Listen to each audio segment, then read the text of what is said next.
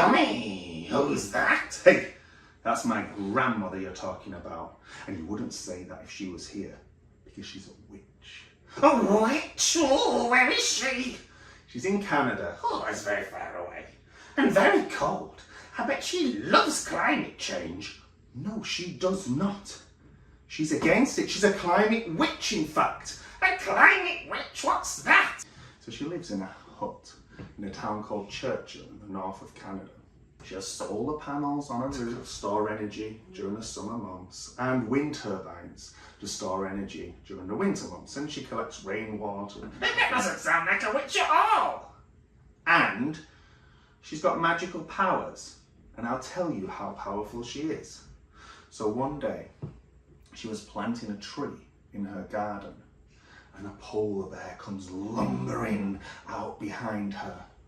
And in Churchill, people don't lock their house or car doors in case someone needs to escape a polar bear. As the earth gets hotter, more and more polar bears are moving into that town looking for food. Everyone's very scared, but not my grandmother, no. She goes over to the polar bear and she says, Hey, polar bear, what are you doing in my garden? and the polar bear says, Oh, I'm so tired of swimming from ice to ice looking for seals. The ice is melting and I have to swim so far these days. I'm so hungry. What's that got to do with me?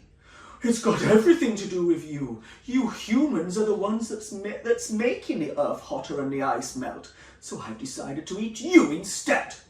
And my grandmother says, Wait there, polar bear. Wait.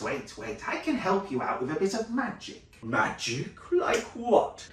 I can turn you into any animal you'd like to be.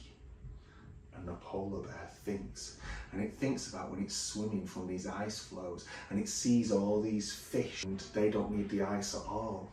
Oh, I'd love to be a fish. And my grandmother says, Well, okay then. But if you change your mind, wish yourself back here and I'll turn you into a polar bear again. and poof, the polar bear is now a salmon, the king of fish. And it's swimming through the water, flapping its tail. It's so easily moving through. Salmon are such strong swimmers. They swim against the current of rivers. They even jump up waterfalls. But the salmon polar bear gets to a warm patch of water and it's too hot for it.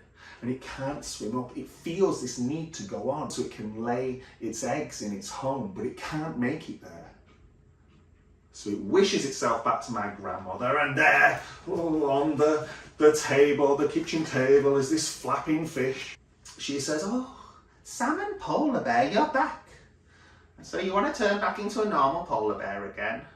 and the salmon polar bear says, No, but I am tired of water.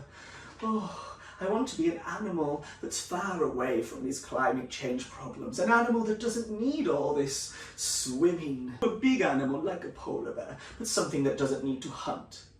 And my grandmother said, Oh, I've got the perfect animal for you. And poof! Now it's an elephant.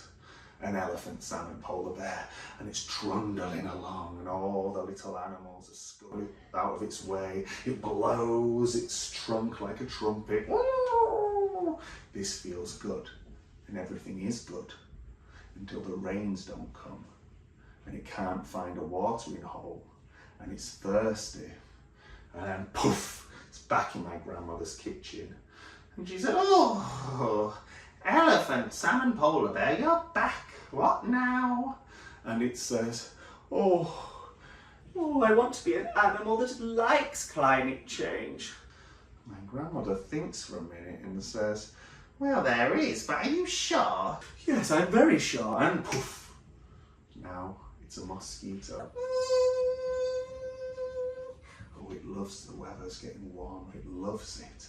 Yes, it wants to make more. It wants to get some blood for its babies to make more mosquitoes. It sees my grandmother's neck, lands on her neck, and oops, sorry.